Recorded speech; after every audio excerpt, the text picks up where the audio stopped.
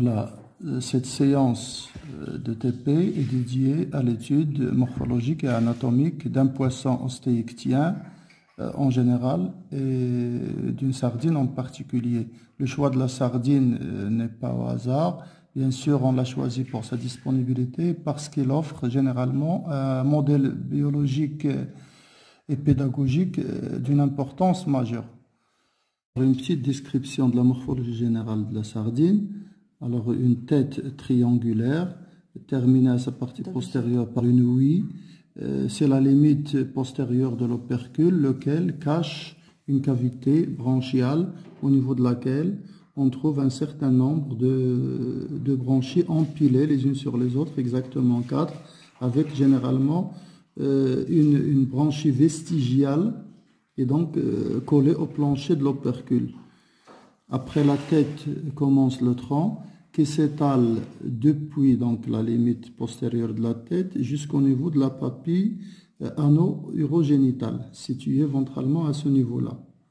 Et donc tout le reste ici, c'est une queue musculeuse terminée par une nageoire caudale.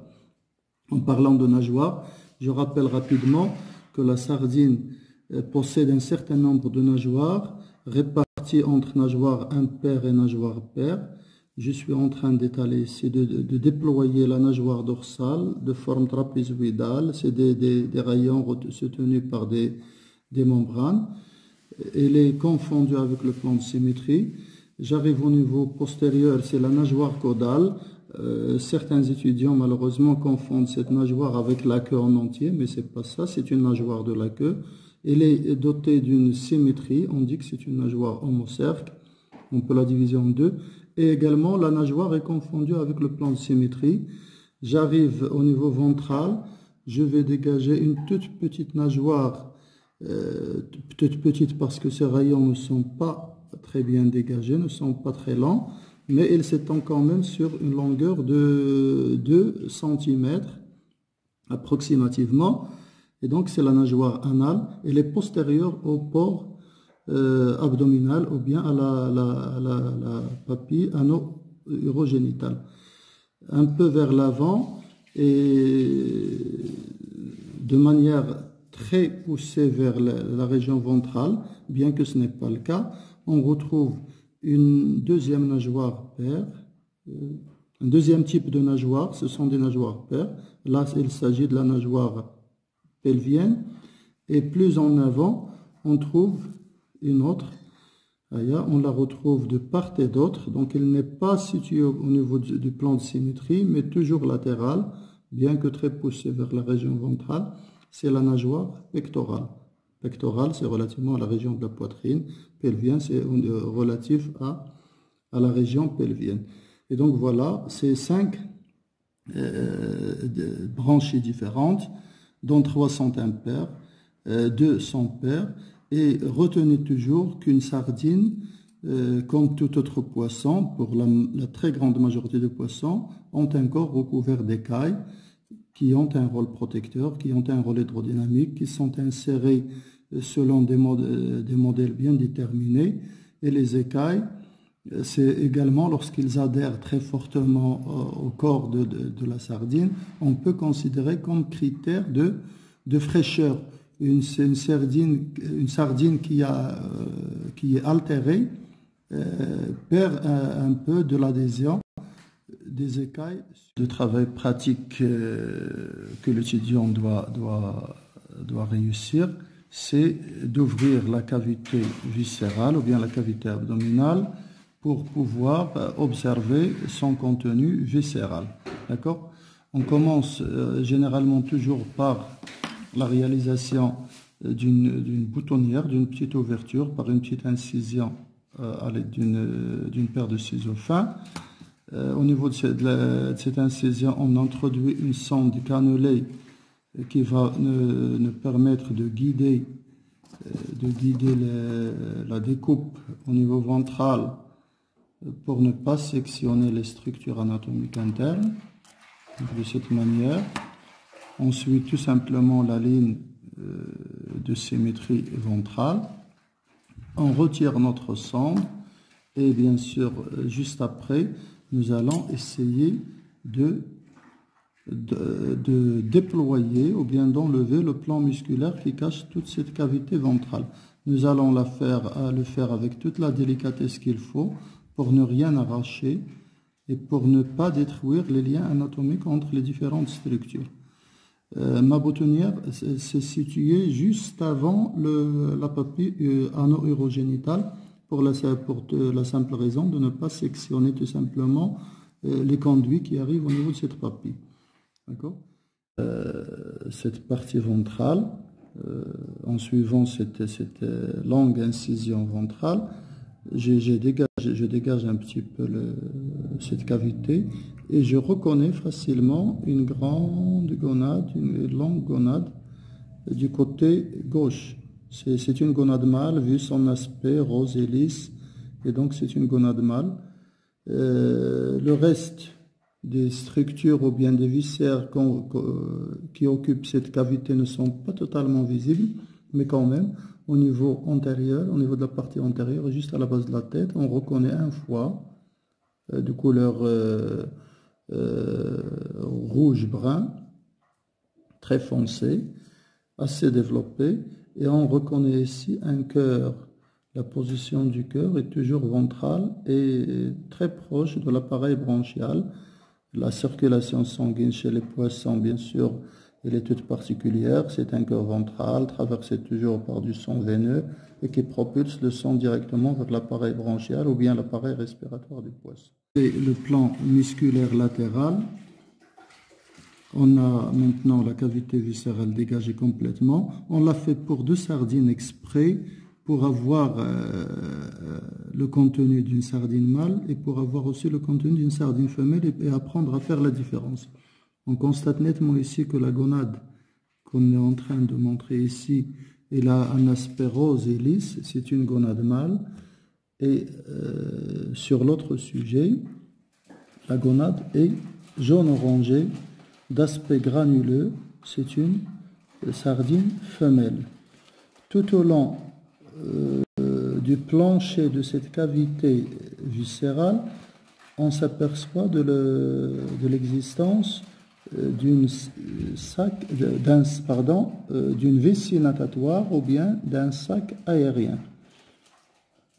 Elle est présente systématiquement chez le mâle, et chez la femelle et chez tous les autres poissons. C'est ce qu'on appelle vessie natatoire. Il ne fait pas partie du tube digestif, mais c'est une structure annexe à ce dernier et il a un lien anatomique avec ce dernier à travers un petit canal qu'on appelle canal pneumatique qui est relié à une structure, à un diverticule du tube digestif qui est le sécom digestif. La toute dernière étape de cette dissection s'effectue dans une cuvette à dissection remplie d'eau pour faciliter l'étalement du tube digestif. Vu la très grande fragilité des tissus, si on le fait sur la paillasse ou sur un bout de papier, on risque de les abîmer facilement. Quand on travaille dans l'eau, on a cette possibilité de tirer sur les différents organes malgré leur fragilité et on profite bien sûr de la poussée d'Archimède, de toutes les propriétés physiques dont on peut tirer profit en travaillant dans l'eau et ça nous donne donc une aisance d'étalement des différentes parties de ce tube digestif. Et vous voyez que d'un seul coup, tout a été étalé convenablement.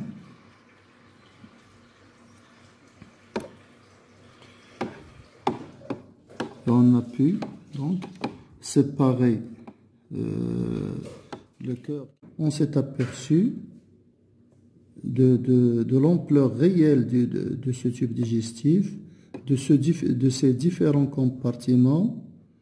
Et donc, en lien direct, en lien anatomique direct avec la cavité buccale, on trouve un segment droit qui est l'œsophage. Donc, c'est le premier conduit alimentaire par lequel passent les aliments. un prolongement vers l'arrière qui s'arrête à ce niveau-là. C'est le sécom digestif, c'est comme un réservoir de stockage des aliments. Et puis tous les aliments stockés dans ce sécom doivent obligatoirement refluer vers cet estomac musculeux, hein, à l'extrémité duquel on trouve une sorte de diverticules qu'on appelle les diverticules pyloriques, par leur position bien sûr, au niveau de l'insertion estomac-intestin, c'est le pylore. Et donc ce sont les diverticules pyloriques, c'est une touffe, hein, à rôle sécrétoire, à rôle digestif, ils interviennent dans la digestion des aliments. Et après, nous avons un intestin relativement long, c'est un tube assez droit, relativement long, qui prolonge cet estomac, d'accord. Un bout de foie reste encore attaché, c'est une glande annexe. À ce niveau-là, on trouve un pancréas, c'est une glande annexe au tube digestif. Et puisque j'ai parlé tout à l'heure de la vessie natatoire, elle est bien visible là, elle est légèrement gonflée. J'arrive à ce niveau-là pour mettre en évidence un petit canal, c'est le canal pneumatique qui relie le sécom à la vessie natatoire. Comme son nom l'indique, c'est une poche qui peut se remplir d'air pour assurer une flottaison passive du poisson. Lorsqu'il est bien gonflé, le poisson peut flotter facilement. Lorsqu'il est dégonflé, le poisson peut s'enfoncer en profondeur. En plus des autres rôles qui lui sont attribués, c'est un petit réservoir d'air qui peut avoir une utilité respiratoire. Et il est également soupçonné de jouer un rôle dans la détection des vibrations acoustiques dans l'eau, grâce à des structures de cellules, ciliées, etc., qui tapissent sa paroi interne. Alors, après l'achèvement de la dissection, une étape de présentation pour discussion, pour évaluation avec les étudiants est toujours requise. Et l'étudiant, bien sûr, doit faire une représentation par un dessin à l'échelle de la sardine entière ouverte avec les différents organes mis en place. Dessin qu'il va annoter par la suite.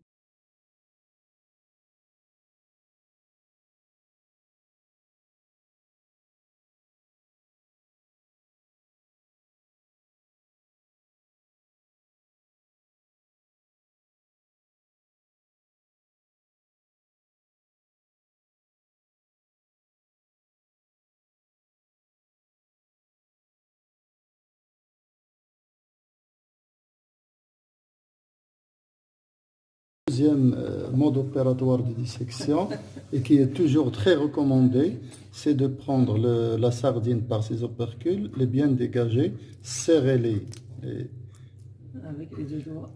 les branchies et tout tirer, tout en glissant le doigt dans la partie ventrale à la manière de la sonde cannelée. On se retrouve avec des viscères, avec une cavité viscérale propre. Toujours en longeant avec le pouce la colonne vertébrale, on décolle le plan musculaire, on arrache la colonne vertébrale et on se retrouve avec une sardine, on coupe la tête et on se retrouve avec une sardine prête à manger. Prête à manger. On enlève le reste des arêtes et voilà, c'est mieux que tout à l'heure.